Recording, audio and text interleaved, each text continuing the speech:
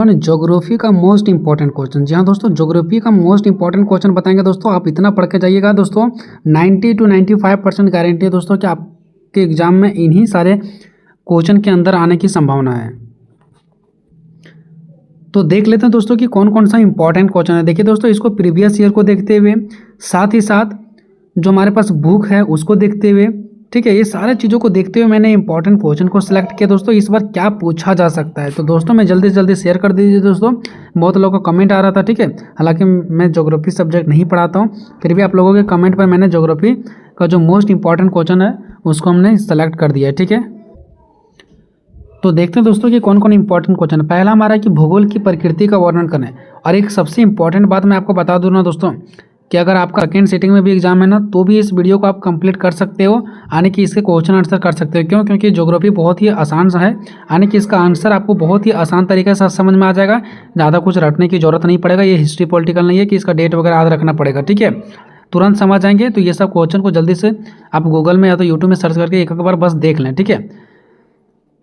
भूगोल की प्रकृति का वर्णन करें, ठीक है। दूसरा क्वेश्चन है कि पृथ्वी की उत्पत्ति से संबंधित महाविस्फोट सिद्धांत का विवेचना करें, या तो पृथ्वी की उत्पत्ति के कारणों का वर्णन करें, या तो पृथ्वी की उत्पत्ति के बारे में आपको बताएं, ठीक है। ऐसा करके आपको एक क्वेश्चन तैयार कर लेना है। तीसरा कि चट्टान क्या और इसके प्रकारों का वर्णन करें, ठीक है, चट्टान क्या और इसके प्रकारों का वर्णन करें। चौथा आपका ज्वालामुखी पर एक निबंध लिखना है, तो ज्वालामुखी के कारणों का वर्णन करें, ठीक है।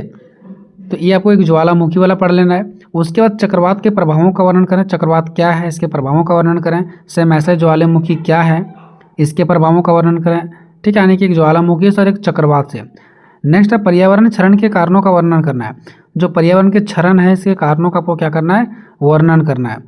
नेक्स्ट पढ़ लीजिए भारत और झारखंड के भौतिक संरचना और मिट्टी की विशेषताओं का वर्णन करें। अब दोनों पढ़ लीजिए, भारत और झारखंड की जो भौतिक संरचना और मिट्टी की विशेषताएं हैं उसका क्या करना है, आपको वर्णन करना है। हो सकता है एग्जाम में सिर्फ भारत पर देते या तो झारखंड पर देते, घबराना नहीं है। नेक्स्ट है कि भारत में संसाधन के प्रकारों का वर्णन करें। संसाधन क्या है इसके प्रकार का वर्णन करें, इस प्रकार से। नेक्स्ट ग्रामीण और शहरी बस्तियों की समस्याएं लिखें। एग्जाम में सिर्फ ग्रामीण बस्तियों की समस्या दे देगा या तो शहरी बस्तियों की समस्या दे देगा, तो दोनों दे देगा, तो एक आप ये देख लीजिए। भारत और झारखंड के पर्यटन स्थलों का वर्णन करें और भारत में कृषि के प्रकारों को लिखें। देखिए दोस्तों, बहुत ही आसान क्वेश्चन है। भले यहाँ पे 11 क्वेश्चन दिख रहा होगा, लेकिन ये 11 क्वेश्चन इतना हार्ड है नहीं।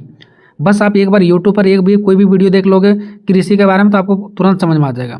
ये सब चीज़ें हम लोग ऑलरेडी हमसे जुड़ा हुआ चीज़ है, ठीक है, हम लोग किसान हैं और हम सभी से सब जुड़ी हुई चीज़ें, ग्रामीण शहरी की बस्तियाँ की समस्याएं, आप ऐसे ऑटोमेटिक इसको लिख दोगे बिना पढ़े भी इसको, ठीक है। तो कहीं ना कहीं बहुत सारे क्वेश्चन आसान है और आप यूट्यूब पर जाकर के या गूगल पर जाकर के बहुत आसान तरीके से सर्च करके इसका आंसर को आप बना सकते हैं, ठीक है दोस्तों। मिलेंगे नेक्स्ट वीडियो में, तब तक जय हिंद जय भारत।